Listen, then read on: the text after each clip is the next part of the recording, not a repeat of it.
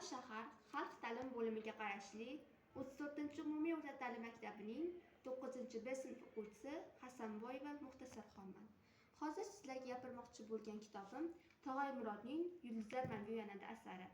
O'zbek adabiyotining yorqin namoyandasi Tog'ay Murod tomonidan yaratilgan Yulduzlar mangu yonadi asari inson ruhiyati, sha'ni, or-nomusi haqida teran falsafiy mushohadalarga boy hissa hisoblanadi. Asarning asosiy g'oyasi bu insonning or-nomusi, sha'ni va mangu iz qoldirish orzusidir. Har bir inson yashaydi, yashab o'tadi, ammo ayrimlar hayotda o'z yulduzini yoqib ketadi. Ular xalq xotirasida mangu yashaydi. Tog'ay Murod aynan shunday odamlar haqida yozadi.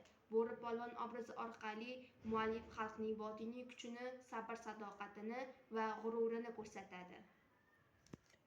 Muallif bu asarni yozishdan maqsad qilib eski sarqitida, ya'ni sho'roda qolgan odamlarning ruhiyati, xalqni or-nomusi uchun kurashgan taqdirini yoritib bergan.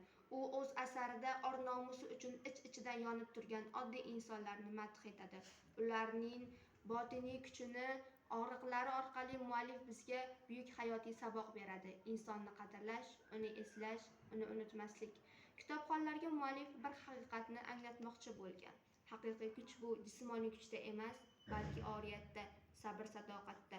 Yulduzlar kabi porlab yashash bu boylik yoki mashhurlik emas, balki halol yashash, yaxshi nom qoldirishda. Asarda kurash ramziy ma'noda ham tasvirlanadi. Bu hayotiy kurash, ichki kurash, ya'ni do'stiga bo'lgan ichki adovati.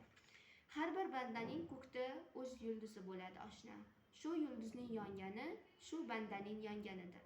Shu yulduzning so'ngani shu bandaning so'nganidir. Yo'q oshna, yo'q. Yulduzim hali yonadi. Davrlarim hali davom etadi. Nevaralarim davrlarda yo bobomning peri deya ayqirib olishaveradi. Yulduzim mangu yonadi. Xulosa qilib aytganda, Yulduzlar mangu yonadi asari bu insoniylik darsi bo'lib, sha'ni va oriyatni yaratadi. Tog'ay Murod bu asar orqali har bir o'quvchiga chuqur fikr va o'zini anglash, hayotda mohiyatni tushunishga undaydi. Bu asarlar yulduzlar kabi mangu yonadigan asarlardan biridir.